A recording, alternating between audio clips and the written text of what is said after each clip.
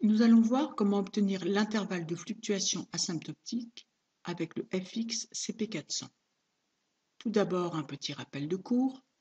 Dès que n est supérieur ou égal à 30, np supérieur ou égal à 5 et n facteur de 1 p supérieur ou égal à 5, l'intervalle de fluctuation asymptotique de Fn au seuil de confiance de 1 alpha est donné par la formule ci-dessous. Plusieurs solutions s'offrent à nous pour résoudre ce problème. Nous pouvons bien évidemment commencer par faire un programme.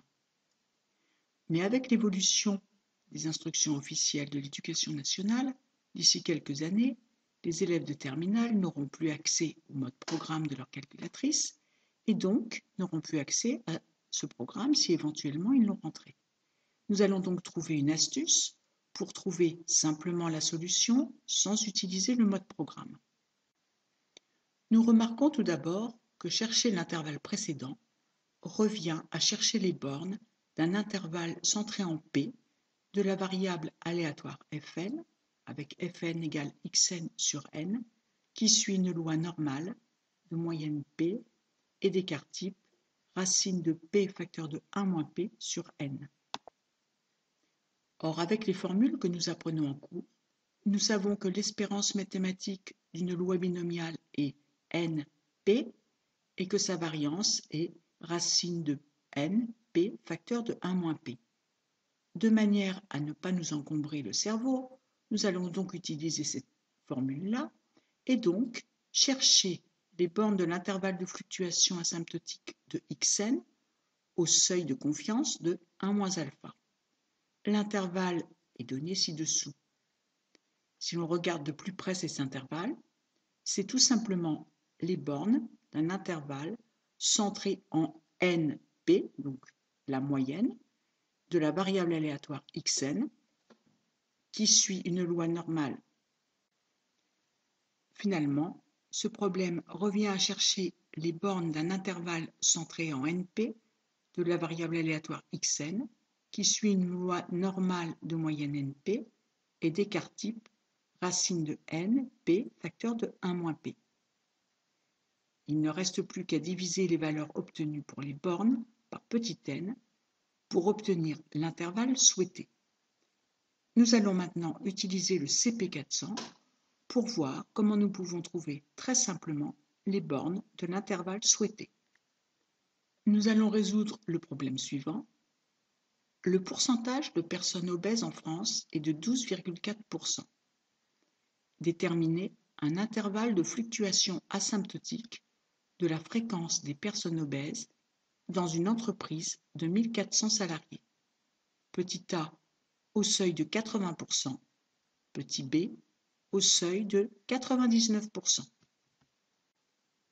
Trouver l'intervalle précédent revient à chercher les bornes d'un intervalle centré en P de la variable aléatoire Fn avec Fn égale xn sur n, qui suit une loi normale de moyenne P et d'écart type racine de P facteur de 1 P sur n.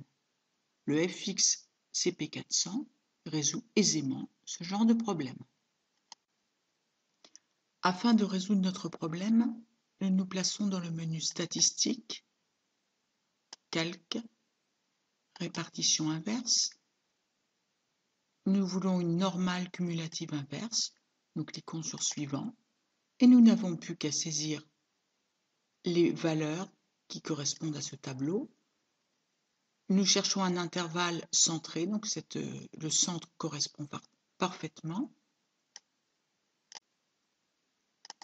Nous souhaitons un intervalle centré, donc nous sélectionnons Centre, ce qui était d'ailleurs la valeur proposée spontanément par la calculatrice. Probabilité 0,8, ce sont les 80%. Sigma, c'est racine de P, 0,124, facteur de 1 P,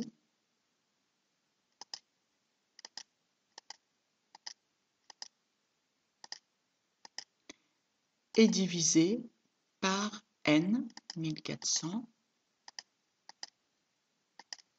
Et pour mu, nous remarquons la valeur de P, 0,124.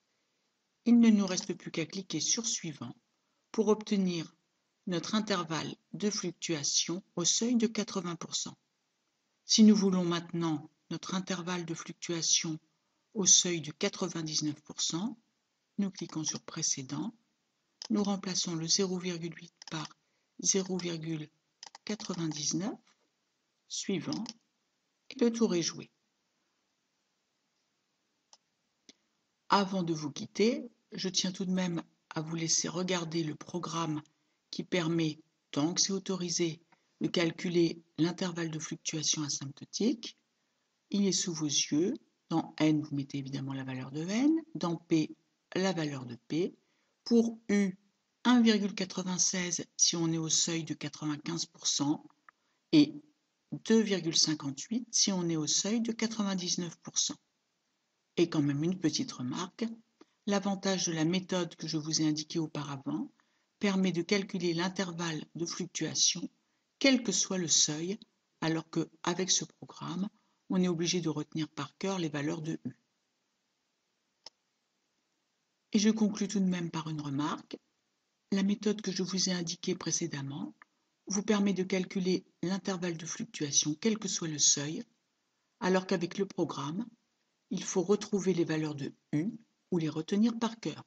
Les valeurs de U peuvent se retrouver aussi sur la calculatrice, mais cela fait une manipulation supplémentaire. À vous de choisir ce qui vous convient le mieux et bonne chance!